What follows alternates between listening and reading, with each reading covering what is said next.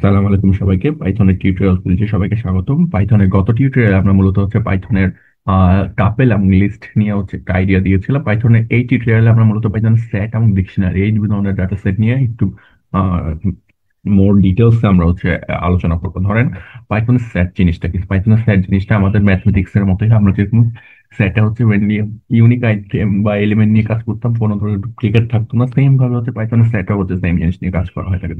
Sets are used to store multiple items in a single variable. আমরা set is one of four built-in data types in Python used to store collections of data.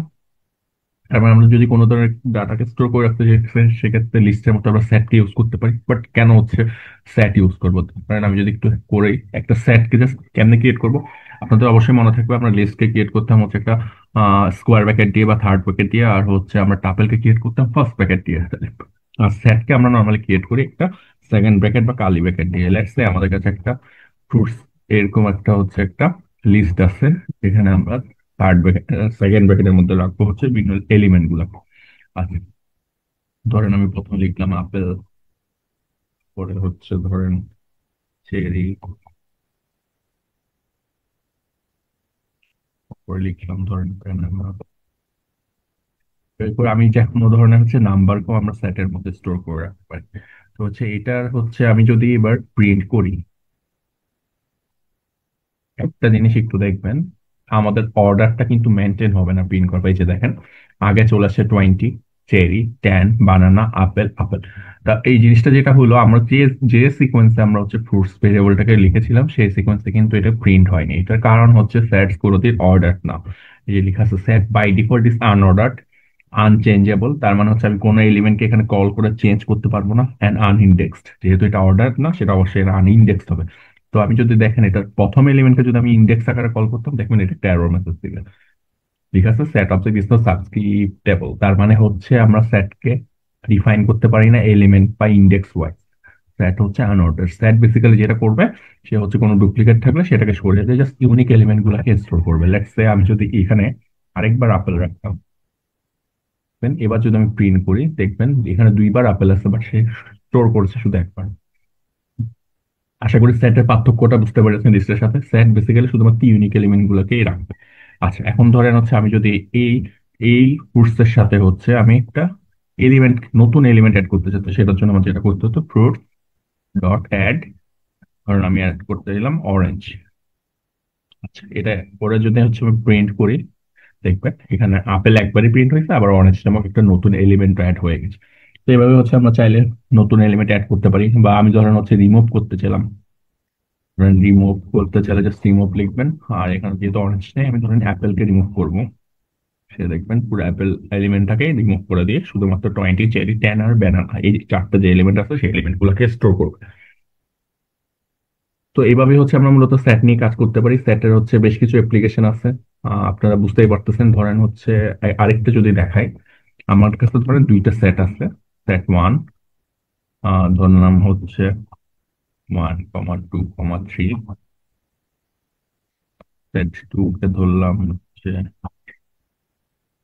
4, 5। এবার ধরেন আমি দুইটা সেটের মধ্যে common element কোনটা সেটাকে বের করতে চাচ্ছি। সেই ক্ষেত্রে আমার যেটা করতে হতো, আমি সেট ওয়ান এন্ড লিখে এন্ড সাইনটা দিলে সেটা বুঝে ইন্টারসেক্ট। আমরা যখন ইন্টারসেকশন করতাম সেট মেথডস এর মধ্যে, আমরা যদি যাই, সেটের মধ্যে বেশ কিছু মেথডস আছে। আমি অলরেডি অ্যাড দেখিয়েছি, তারপরে রিমুভটাও দেখিয়েছি।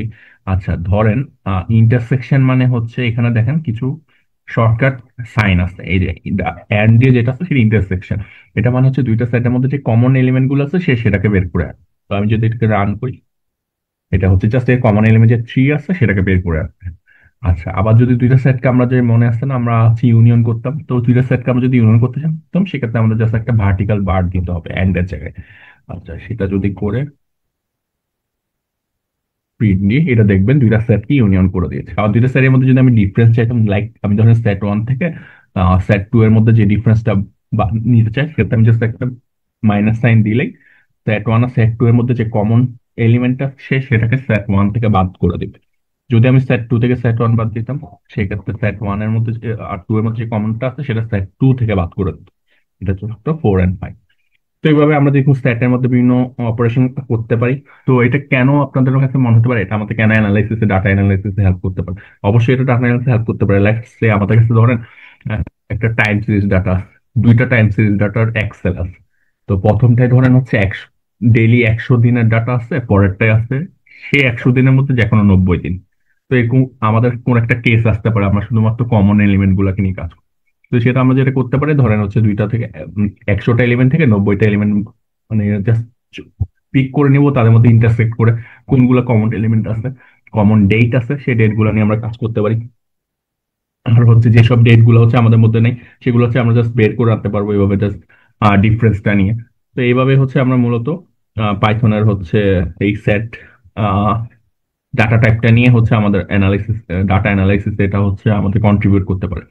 আচ্ছা, এবার আসছে হচ্ছে ডিকশনারি। আমরা তো মোটামুটি স্ট্যাক নিয়ে একটা আইডিয়া পেয়েছি, তো ডিকশনারি নিয়ে আমি যদি একটু আইডিয়া দিই।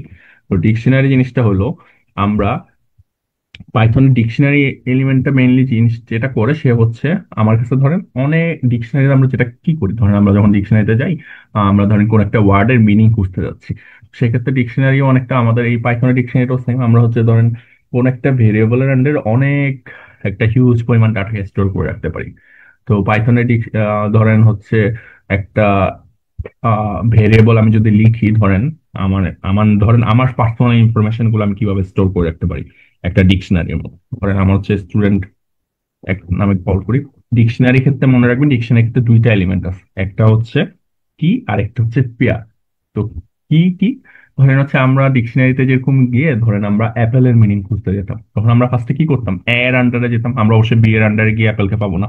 তো হচ্ছে সেই জিনিসটা ধরেন কি, তো সেটার আন্ডারে আমি আবার অ্যাপলে গেছি। তো অ্যাপলটা হচ্ছে ওই কি এর আন্ডারে আরেকটা কি, আর হচ্ছে মিনিং যেটা অ্যাপলের মিনিং আপেল, বাংলা মিনিং যদি আমি ধরি সেটা হচ্ছে ওর ভ্যালু।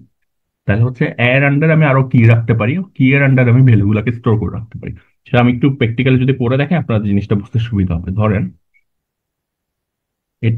আচ্ছা হ্যাঁ, ডিকশনারিটা আমরা সেটের মতো ক্রিয়েট করি, সেটা হচ্ছে সেকেন্ড ব্র্যাকেটের মধ্যে বা কার্লি ব্র্যাকেটের মধ্যে। আমি যদি এখানে একটা আমার ইনফরমেশন গুলোকে স্টোর করতে চাই, ধরেন আমার স্টুডেন্ট ইনফরমেশন হিসেবে ধরেন, এটা অবশ্যই যখন করবেন আমি একটা এলিমেন্ট যদি একটু করে দেখাই তাহলে আপনারা বুঝবেন। তো এটা হচ্ছে আমার আমি আইডি হচ্ছে আমার কি, সেই কি এর আন্ডারে আমি আমার ভ্যালুটা স্টোর করবো। আমার স্টুডেন্ট আইডি কত, ধরেন আমি লিখলাম 14। তো এটা হচ্ছে আমার এই আইডিটা হচ্ছে আমার কি, আর এই 14টা হচ্ছে আমাদের ভ্যালু। আর এখানে হচ্ছে কোলন দিয়ে হচ্ছে আপনার কি এর ভ্যালুর একটা পেয়ার তৈরি করতে হয়। তো এইভাবে একটা পেয়ার যখন তৈরি করবেন তখন আমাদের একটা এলিমেন্ট অ্যাড হয়ে গেছে ডিকশনারি আন্ডার। তো এইভাবে আমরা মাল্টিপল কি এবং হচ্ছে ভ্যালুস রাখতে পারি। লেটস সে আমি আমার নেম কে স্টোর করব, নেম এর আন্ডারে, যেহেতু অবশ্যই এটা একটা স্ট্রিং, কাজে স্ট্রিং এর ক্ষেত্রে অবশ্যই হচ্ছে একটা ইনভার্টেড কমা ইউজ করে কি কে ডিফাইন করতে হবে। আচ্ছা, আর ভ্যালুর ক্ষেত্রেও সেম, এখানে অবশ্যই একটা নামটা একটা স্ট্রিং এখানে থাকবে, ধরেন আমার নামটা স্টোর করলাম। আচ্ছা, আরেকটা ইনফরমেশন যদি রাখতে চাই আমার ডিপার্টমেন্ট কি, ধরেন আমি হচ্ছে এটাও রাখলাম। আচ্ছা, এটাকে রেখে কোলন দিয়ে ভ্যালুটা যখন লিখবো, এটা হচ্ছে একটা ডিকশনারি আকারে আমাদের সেভ হয়ে গেছে। তো এটাকে যদি আমি এখন প্রিন্ট করি, প্রিন্ট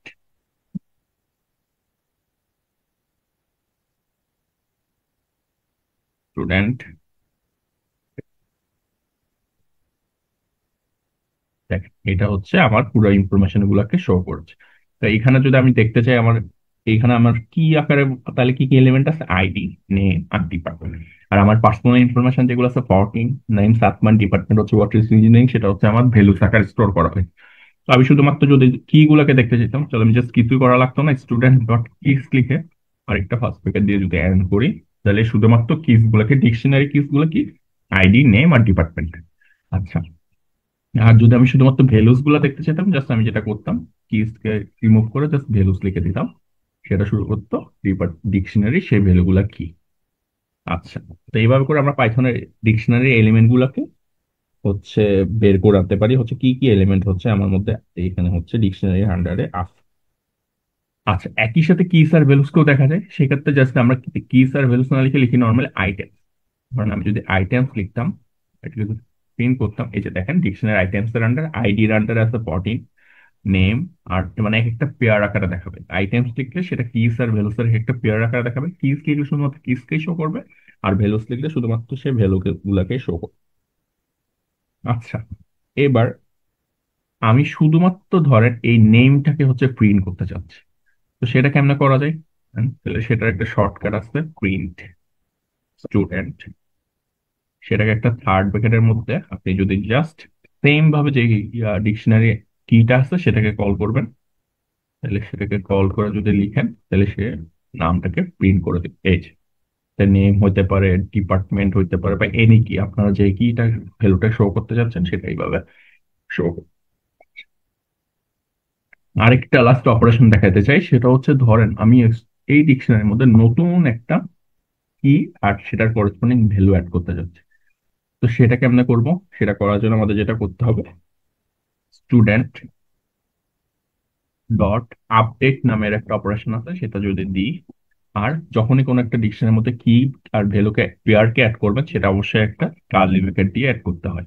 তো আমি কি অ্যাড করবেন, ধরেন আমার সিসিপিএ যদি অ্যাড করতে চাই, তাহলে এখানে ধরেন লিখলাম সিসিপিএ, লিখে হচ্ছে কোলন দিব, আর কোনটা সেটা করেসপন্ডিং ধরলাম হচ্ছে লেস দেন 3.5 দিলাম। এবার যদি আমি হচ্ছে প্রিন্ট করি, দেখবেন নতুন একটা এলিমেন্ট এর মধ্যে অ্যাড করে গেছে।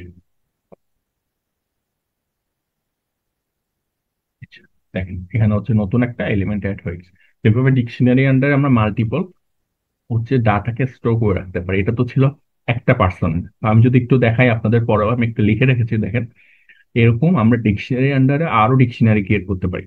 তো এটাকে বলে নেস্টেড ডিকশনারি। লেটস সে আমার হচ্ছে মার্কস এর আন্ডারে একটা মার্কস নামক ভেরিয়েবল আছে, সেটার আন্ডারে আমি তিনজন স্টুডেন্টের ইনফরমেশনকে স্টোর করবো, সে কোন মার্ক। তো সেক্ষেত্রে আমি যেটা করছি, ধরুন তিনজন স্টুডেন্টের মার্কস এর আন্ডারে তিনজন স্টুডেন্টের জন্য তিনটা ডিকশনারি ক্রিয়েট করছি। আবার প্রত্যেকটা স্টুডেন্টের জন্য আমি আরেকটা ডিকশনারি ক্রিয়েট করে তাদের কোরেসপন্ডিং মার্কস বিভিন্ন সাবজেক্ট ওয়াইজ সেটাকে স্টোর করেছি। ধরেন হচ্ছে অ্যালিস, অ্যালিসের আন্ডারে আমি আরেকটা ডিকশনারি ক্রিয়েট করেছি একটা কোলন দিয়ে। তো তার আন্ডারে আমি সে ম্যাথে কত পাইছে সেটাকে কি আকারে রেখে তার ভ্যালু রাখছি 85। সেম ভাবে হচ্ছে ইংলিশের আন্ডারে রাখছি 78, সায়েন্সের আন্ডারে 92।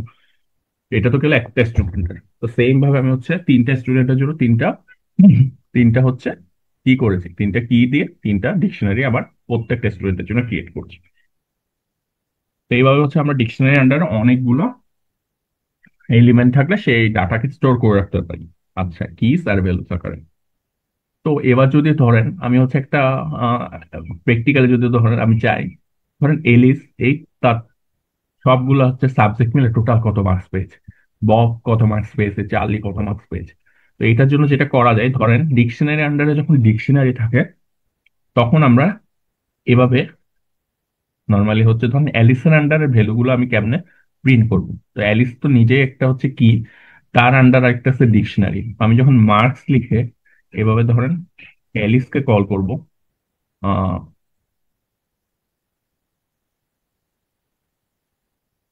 প্রিন্ট, তখন সে দেখবেন এই পুরো ডিকশনারি অ্যালিসের আন্ডার যে ডিকশনারি সে পুরো ডিকশনারিটাকে প্রিন্ট করছে। তাহলে আমি অলরেডি দেখাই আসছিলাম একটা ডিকশনারির মধ্যে একটা ডিকশনারি থাকলে শুধুমাত্র যদি ভ্যালুস গুলাকে প্রিন্ট করতে চান, তখন আমি জাস্ট কি করব, মার্কস এলিস ডট ভ্যালুস, এটা যখন দিবেন ও শুধুমাত্র এই ডিকশনারি আন্ডারে এলিসন আন্ডারে যেসব ভ্যালু আছে সেই ভ্যালু গুলোকে প্রিন্ট করবে। সেই কোনগুলোকে প্রিন্ট করবে, 85, 78 আর 92। সিমিলারলি আপনি হচ্ছে আপনার ববের আন্ডারও করতে পারেন, চার্লির আন্ডারও করতে পারেন। তা আমি তো চাইছিলাম হচ্ছে টোটাল মার্কস, তো টোটাল মার্কস কি করবেন, জাস্ট পুরোটার আন্ডারে একটা সাম ফাংশন এড করে দিবেন। সাম জেনে করে কি সামেশন করে ফেলবে, সবগুলো ভ্যালুর সামেশনটাকে শো করবে। তো ধরেন আমি যদি একটা ভেরিয়েবল লিখি, Alice total is equals to some of এই পুরো জিনিসটা মার্কস অ্যালিস ডট ভ্যালুস। আর মার্কস অ্যালিস ডট ভ্যালুস এর আন্ডারে সে অ্যালিসের আন্ডারে যেসব মার্কস আছে সেটাকে হচ্ছে শুধুমাত্র শো করবে। এবার এটাকে যদি প্রিন্ট করেন, প্রিন্ট অ্যালিস টোটাল, এটা ডট হবে, দেখে ডট হবে না, আন্ডারস্কোর দিয়েছি। এবার যদি দেখেন সে 255, 85, 78 আর 92 এর সামেশন হবে 255। তো ডিকশনারি ভ্যালুস গুলোকে আপনারা এইভাবে সাম ফাংশনের মধ্যে পাস করে তার টোটাল মার্কস বের করে রাখতে পারেন। তো সিমিলারলি আমি হচ্ছে ববের জন্য করতে পারি, ববের জন্য জাস্ট করলে জাস্ট মার্কস এর পর সেটা বব আকারে আসবে। আর হচ্ছে চার্লি যদি করি চার্লির আন্ডার সেটা করতে হবে। তো আমি পুরো জিনিসটাকে যদি একটু করে দেখাই, কপি করলাম, এই জায়গায় লিখলাম হচ্ছে ধরেন বব। আর এটা যেহেতু ফুল হচ্ছে যেভাবে আসছে সেভাবে ডিকশনারি কিটাকে লিখতে হবে বব। পরেরটা হলো চার্লি।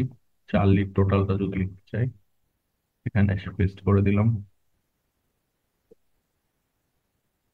তো এইভাবে হচ্ছে আমরা জাস্ট তিনটার প্রিন্ট করতে পারি।